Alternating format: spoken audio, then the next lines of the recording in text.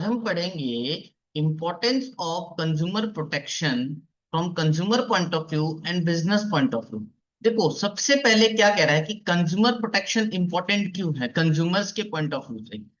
सबसे पहली चीज है कंज्यूमर इग्नोरेंस। क्या होता है, कंज्यूमर के साथ कोई भी धोखाधड़ी हो रहा है, कोई मिलावट की चीज मिल रही है या प्राइस ज्यादा लिया गया है, तो कंज्यूमर को अपने राइट्स के बारे में नहीं पता।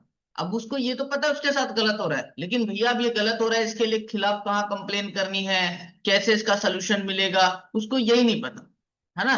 तो कंज्यूमर को अपने राइट्स के बारे में नहीं पता होता है कि हेल्प कैसे लेनी है जब उसके साथ कुछ गलत होता है। तो यहाँ पर कंज्यूमर प्रोटेक्शन हेल्प, जो कंज्यूमर प्रोटेक्शन है वो हेल्प करता है कंज्यूमर को उनके राइट्स को जानने के लिए। उनको अवेयर कराता है कि भैया अगर तुम्हारे साथ ऐसी ऐसी प्रॉब्लम है, इतने अमाउंट का प्रॉब्लम है, तो इस कमीशन के अंदर कंप्लेन तुमको करना है ना।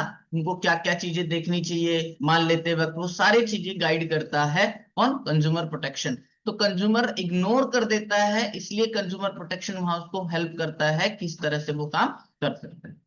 दूसरी जो समस्या आती है अनऑर्गेनाइज्ड कंज्यूमर है।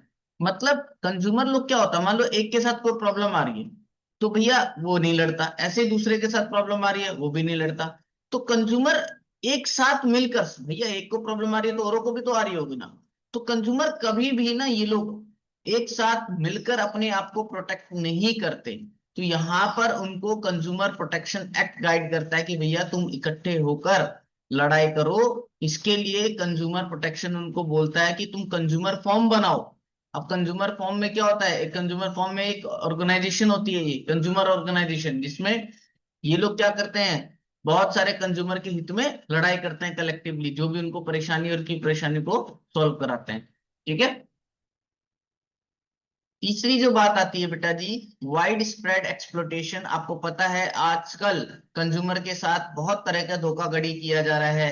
चाहे तो उसको कोई पोल्ट्री प्रोडक्ट बेचा जा रहा है ना, चाहे अडल्ट्रेटेड प्रोडक्ट बेचा जा रहा है, हाई प्राइजेस चार्ज किए जा रहे हैं, मिसलीडिंग एडवर्टाइजमेंट दिया जा रहा है, जिसके अंदर क्या हो रहा है, मिसलीडिंग एडवर्टाइजमेंट में क्या हो रहा है कि भैया जो एडवर्टाइजमेंट है वो गलत है, फेक है, क्लेम करती है कि 4 दिन के अंदर तुम बुरे हो जाओगे, इस तरह का जो है। तो भैया इन तरह के एक्सप्लोटेशन से बचाने में कंज्यूमर प्रोटेक्शन हेल्प करता है आपको, और कंज्यूमर को प्रोटेक्ट करता है ना। कंपनियों पर बैन लगाता है कंज्यूमर प्रोटेक्शन। तो कंज्यूमर पॉइंट ऑफ व्यू से इस तरह से कंज्यूमर प्रोटेक्शन आपको हेल्प करता है। अब कहता है भैया कंज्यूमर प्रोटेक्शन बिजनेस को कैसे बेनिफिट दे रहा है। कंज्यूमर प्रोटेक्शन बिजनेस को क्या कहता है, देख भाई बिजनेस, अगर तुझे अपने बिजनेस को लॉन्ग टर्म तक चलाना है ना, तो तुमको कस्टमर को सेटिस्फाइड करना पड़ेगा। अगर तुम्हारा कस्टमर हैप्पी है, सेटिस्फाइड है, तो भैया वो तुम्हारे बिजनेस में अगेन एंड अगेन आएगा और वो दूसरों को भी रिकमेंड करेगा। तो अगर आप चाहते हो लॉन्ग टर्म अपने बिजनेस को ग्रो कराना, तो भैया आप कस्टमर को अच्छा सामान दिया करो, है ना, उनसे अच्छा बिहेव किया करो। दूसरी बात, कंज्यूमर प्रोटेक्शन ये भी कहता है कि भैया देखो, तुम बिजनेस क्या करते हो, तुम सोसाइटी के रिसोर्सेज को यूज करते हो, है ना। जैसे लैंड, लेबर, कैपिटल, ये सोसाइटी का ही तो है। तो तुम जब सोसाइटी के रिसोर्सेज को अपने बिजनेस में यूज कर रहे हो, तो तुम्हारी सोसाइटी की तरफ भी रेस्पॉन्सिबिलिटी बनती है कि भैया उनको अच्छा प्रोडक्ट और सर्विसेज दो, जिससे सोसाइटी को बेनिफिट मिले, और ज्यादा से ज्यादा वो तुम्हारे ट्रस्ट को बिल्डअप कर पाएंगे। ठीक है। तीसरी बात ये समझाता है बिजनेस को सोशल रेस्पॉन्सिबिलिटी के बारे में। क्या बताता है कि देखो बिजनेस तुम्हारी सोसाइटी के प्रति भी रेस्पॉन्सिबिलिटी है ना, कि तुम उनको अच्छी क्वालिटी का गुड्स और सर्विसेज दो, है ना, जो कस्टमर के नीड्स को पूरा करे और सोसाइटी का ज्यादा से ज्यादा भला। ठीक है।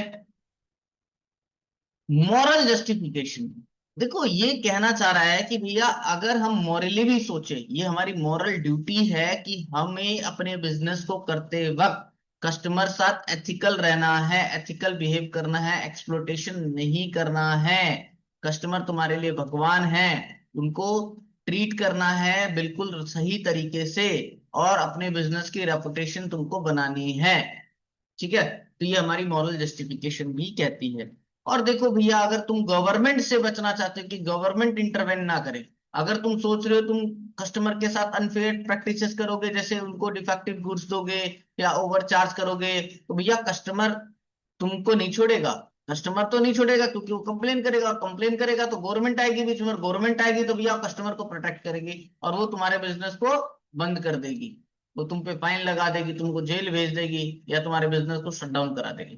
तो दैट्स वाई ये कंज्यूमर प्रोटेक्शन एक्ट इंपॉर्टेंट है, कंज्यूमर पॉइंट ऑफ व्यू से भी और बिजनेस पॉइंट ऑफ व्यू से भी।